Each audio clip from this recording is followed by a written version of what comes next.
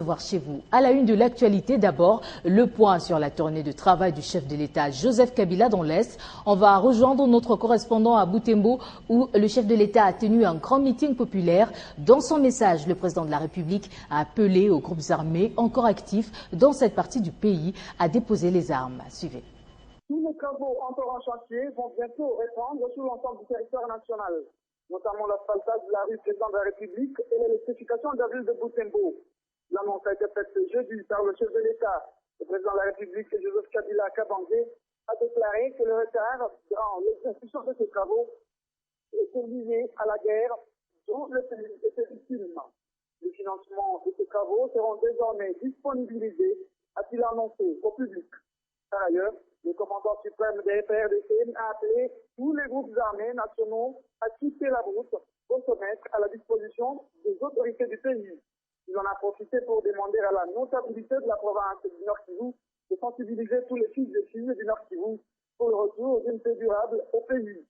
Dans le cas contraire, le récalcitrant seront désormais traqués des postes avant-série. Le chef de l'État est déterminé à restaurer l'autorité de l'État sur l'ensemble du territoire national. Les cas de tracasseries policières, militaires et judiciaires ont aussi attiré la curiosité du président de la République lors de son adresse aux habitants de Butembo et Beni.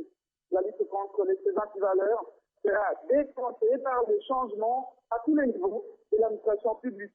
Les animateurs des services à la base de cette situation seront remplacés par d'autres pour mettre aussi fin au phénomène coutumier dans l'appareil de l'État, a indiqué Joseph Kabila Kabange.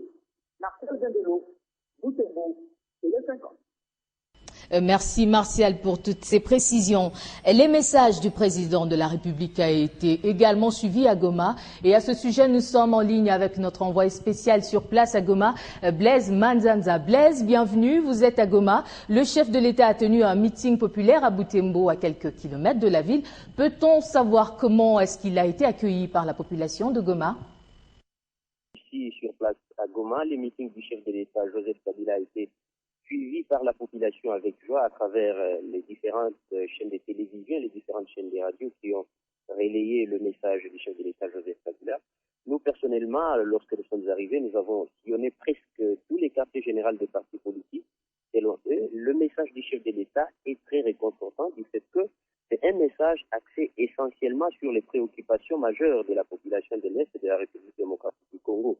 Le message a été axé essentiellement sur les retours totales de la paix et d'une paix durable, la reconstruction de cette partie du pays touchée par les différentes guerres, la restauration de l'autorité de l'État, mais aussi l'appel du chef de l'État aux différents groupes armés encore actifs dans l'Est à déposer des armes ainsi qu'à se rendre aux forces armées de la République démocratique du Congo.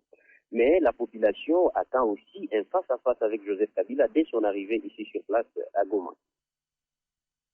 Et sur place, quelle est la situation générale? Quelle a été l'ambiance dans la ville de Goma à quelques heures de l'arrivée du chef de l'État? Oui, bon, il faut signaler d'abord sur le plan sécuritaire que la ville est totalement calme. Pourquoi pas parler aussi de la province en général? Nous avons observé des différentes patrouilles qui se multiplient ici sur place à Goma. Ces patrouilles, c'est pour en fait assurer à la population gomatracienne que cette fois-ci, aucune force négative ne pourra encore s'aimer la psychose dans cette partie du pays. Il faut aussi souligner que ces patrouilles sont suivies directement par le chef d'état-major général Didier Tumba qui séjourne depuis quelques jours ici sur place à Goma. Selon le chef d'état-major général, il tient à la discipline de ces hommes pour assurer ou pour veiller à la défense et à l'intégrité territoriale. Merci Blaise Manzanza pour ces éclaircissements. Dans l'actualité également, le président Joseph Kabila est attendu en France au mois de décembre. La ministre française déléguée à la francophonie, Yamina Benguigui, l'a confirmé lors de l'audience que lui a accordé le ministre des Affaires étrangères Raymond Tshibanda. Le chef de la diplomatie congolaise a également échangé avec Mary Robinson, envoyé spécial de Ban Ki-moon pour la région des Grands Lacs en séjour à Kinshasa. Dans son cabinet de travail, le ministre des Affaires étrangères, Coopération internationale et francophonie, Raymond Tshibanda, a échangé avec Yamina Benguigui, ministre française déléguée à la francophonie. L'échange a tourné entre autres autour de la visite prochaine du président Joseph Kabila en France et le Forum mondial des femmes francophones qui se tiendra à Kinshasa en mars 2014. Nous avons abordé les accords de Kampala et j'ai apporté un message de la France disant que nous étions évidemment de tout cœur avec la RDC. Et nous avons aussi abordé le prochain forum mondial des femmes francophones qui aura lieu à Kinshasa. Il y aura plus de 700 femmes qui viendront du monde entier, de tout l'espace francophone, des 5 continents. Et la visite du président Kabila à Paris le 5 décembre. En visite régionale qu'il a déjà conduite en Tanzanie, au Rwanda et à Brazzaville, Mary Robinson, envoyée spéciale des Ban Ki-moon pour la région des Grands Lacs, en séjour à Kinshasa a également échangé avec le ministre Tshibanda. La diplomate onusienne est dans la sous-région dans le cadre du suivi de la mise en œuvre de l'accord cadre d'Addis Abeba. Je suis ici pour relancer dans un sens l'accord cadre. Oui, il faut conclure le processus de Kampala, nous en avons parlé. Je comprends la situation, surtout les efforts du ministre. D'après son agenda, vendredi, Mary Robinson va rencontrer le président Joseph Kabila, qui poursuit sa tournée dans la province du Nord Kivu. Et juste après, l'envoyé spécial de l'ONU pour la région des Grands Lacs, Mary Robinson, s'est entretenue ce même jeudi avec le Premier ministre Augustin Matata Ponyo. Mary Robinson a relevé qu'il est temps de suivre de près que les résolutions prises lors de la signature de l'accord cadre soient effectivement respectées par tous les pays signataires pour favoriser un retour rapide de la paix dans la région des Grands Lacs. Suivez. Cette visite est très importante pour moi comme envoyé spécial parce que c'est une visite régionale. Après la Tanzanie, le Rwanda et le Congo-Brazzaville, la RDC est la 4e étape d'une grande tournée dans la région de Grands Lacs que l'émissaire de Ban Ki-moon a entamée depuis lundi.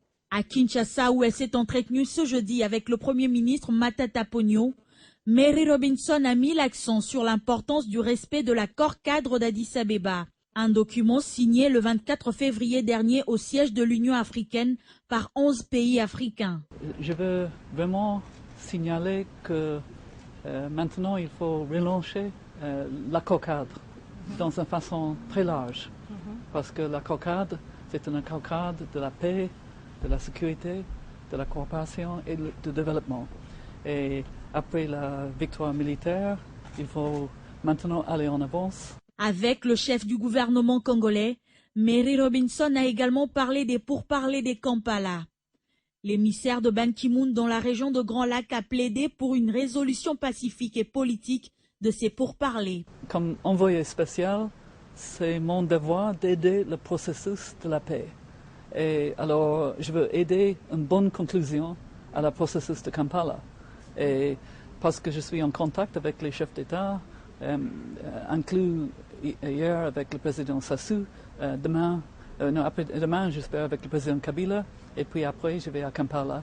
Alors j'espère que je peux, avec les bons offices, comme envoyé spécial, aider ce processus. Après Kinshasa, Mary Robinson se rendra vendredi 29 novembre à Goma au Nord Kivu, province où le chef de l'État Joseph Kabila est arrivé mardi dans le cadre de sa tournée dans l'est du pays. Les nouvelles à l'Assemblée nationale. Après avoir boycotté leur participation aux séances plénières, les députés du groupe parlementaire MLC ont été reçus par le président Obaminaku. Ces députés lui ont remis un cahier de charges et ce dernier leur a répondu séance tenante. Autre rencontre, c'est celle que le président de la Chambre basse du Parlement a accordée à Mary Robinson. Au menu, la fin de la guerre et les conclusions sur des pourparlers de Kampala.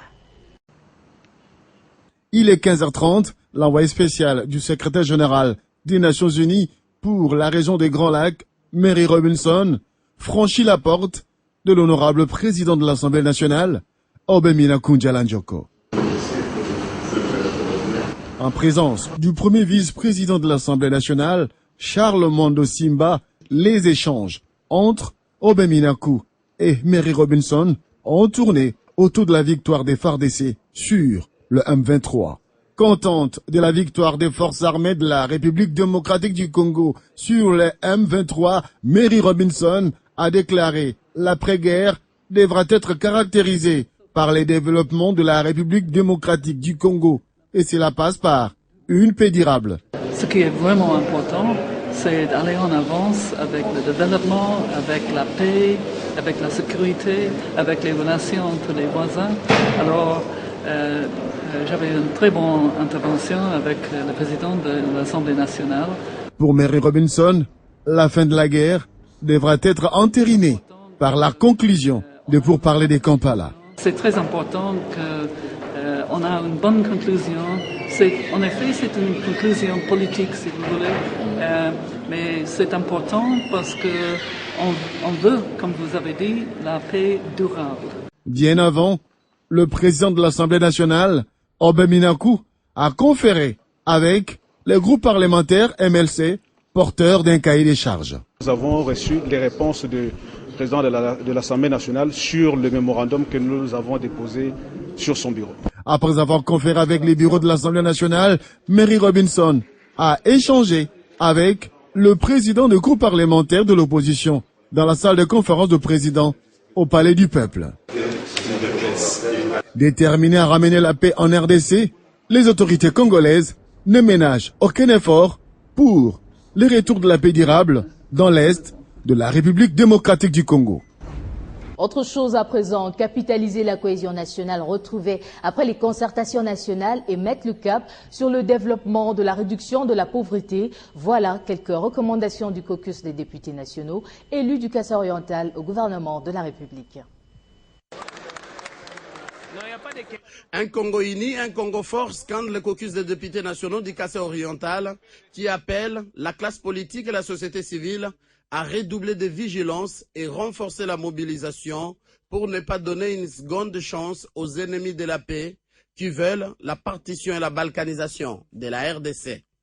Remercions et félicitons son Excellence Joseph Kabila Kabange, président de la République, chef de l'État et commandant suprême des forces armées, pour le sens du sacrifice et la bravoure dont on fait montre sous son commandement, nos vaillants héros et soldats de FARDC qui ont mis en déroute les forces négatives du M23 et ont permis aux fils et filles du Nord Kivu de retrouver la paix et à la nation congolaise de recouvrer son intégrité territoriale jadis menacée. Les caucus profitent de cette opportunité pour remercier et encourager la classe politique congolaise, majorité et opposition, ainsi que la société civile, à travers ses différentes composantes, pour avoir résisté avec la dernière énergie à la tentative de cette balkanisation. Nous ne pouvons terminer sans souligner l'apport combien significatif de la communauté internationale qui a accompagné le Congo pour le recouvrement de la paix et la restauration de l'autorité de l'État sur l'ensemble du territoire national. Nous pensons ici à l'accord cadre d'Addis Abeba sur la paix en RDC et à la brigade d'intervention de la MONUSCO. Ces remerciements des élus du Kassai interviennent après les succès militaires de la contre-offensive impétueuse des héros et soldats des FARDC qui ont, au prix de leur sang, libéré toutes les entités et localités du Nord Kivu, jadis occupées par les forces négatives du M23, rendant ainsi la paix effective sur toute l'étendue du territoire national.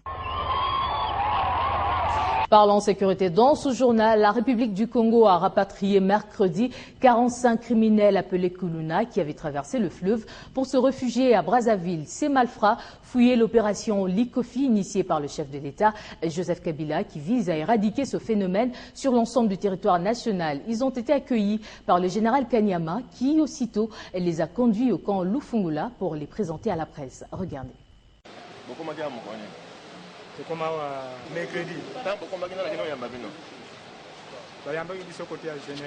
Il est l'un de 45 bandits rapatriés de Brazzaville, où ils pensaient trouver refuge à la suite de l'opération Likofi de la police nationale congolaise menée à Kinshasa. Ces Kuluna ont été vite dénoncés par le service de l'ordre qui visiblement le pistait de leur arrivée à Brazzaville. La police brazzavilloise vient de nous retourner ces 45 personnes qu'ils ont appréhendées chez eux. Comme nous l'avons toujours d'habitude de le faire aussi chez nous. Aujourd'hui, ils nous ont retourné l'ascenseur avec 45 compatriotes qui, dans leurs habitudes, ils perturbent l'ordre public.